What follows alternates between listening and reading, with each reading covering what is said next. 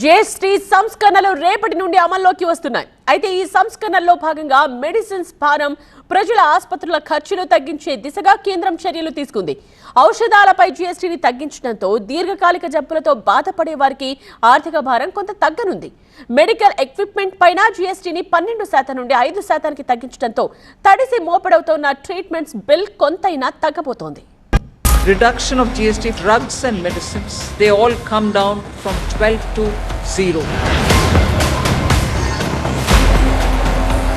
ప్రాణాధార ఔషధాలపై 5%, 33 రకాల మందులపై 0 ట్యాక్స్. ప్రజల ఆరోగ్యాలకు భరోసా.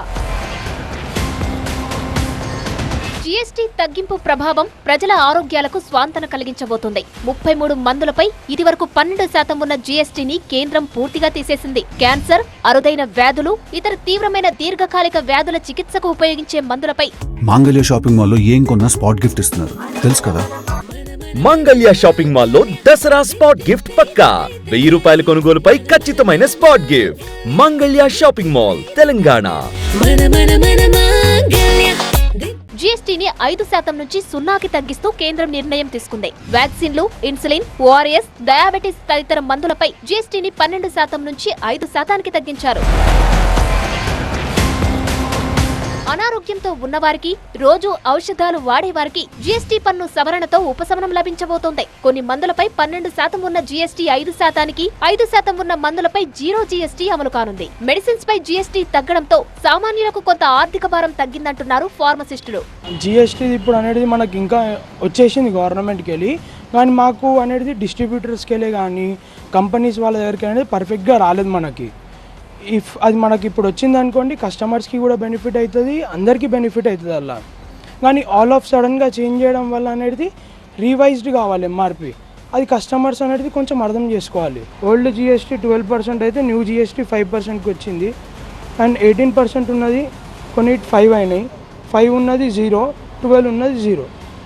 ఇక్కడ మనకు చూడొచ్చు, ఇక్కడ MRP reduce at the rate percentage 6.25%, 11.02%, 4.77%, 10.72%.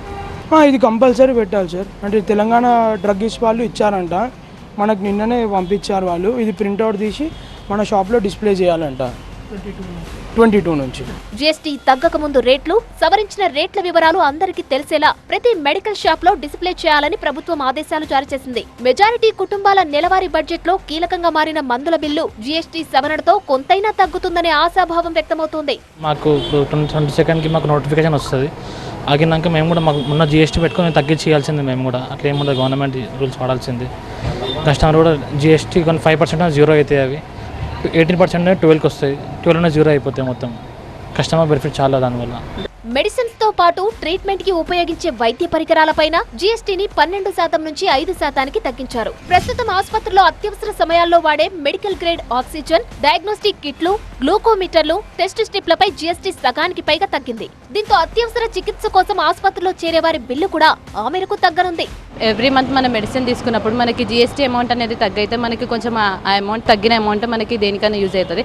మన మధ్యతరగతి వాళ్ళకి, ఏమైనా పెద్ద హెల్త్ ఇష్యూస్ ఉన్న వాళ్ళకి మనకి వీళ్ళు అమౌంట్ తగ్గించి ఇస్తున్నారు కదా, దానివల్ల మనకి చాలా బెనిఫిట్స్ ఉన్నాయి. సామాన్య ప్రజలకి చాలా ఉపయోగపడుతుంది.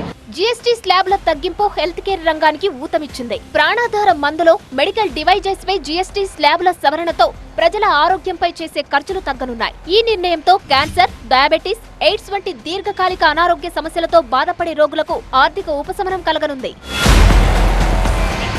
పాత జీఎస్టీ ప్రకారం చూసుకుంటే మాత్రం ఇటు 12% ఉన్నది. 12% పాత జీఎస్టీ ఉంటే ఇప్పుడు కొన్ని మెడిసిన్స్ మీద 5% ఉంటుంది, మరికొన్ని మీద 0% ఉన్నది. ఈ ప్లేస్లో మాత్రం ఈ జీఎస్టీ ఉన్న దగ్గర 12% ఉన్నది. ఈ ప్లేస్లో కొన్నిటి దగ్గర 5%, మరికొన్నిటి దగ్గర 0% జీఎస్టీని మెయింటైన్ చేయాల్సి ఉంటుంది. ప్రతి షాపులో కూడా మస్ట్గా ఇటు డిస్ప్లే బోర్డు మాత్రం ఖచ్చితంగా మెయింటైన్ చేయాలని ఇప్పటికే ఇటు అన్ని డిస్ట్రిబ్యూషన్ షాపులు కానీ, మెడికల్ షాపులు కానీ ఆదేశాలు జారీ అయ్యాయి. కెమెరా పర్సన్ సురేష్తో శ్రీధర్, TV9 హైదరాబాద్.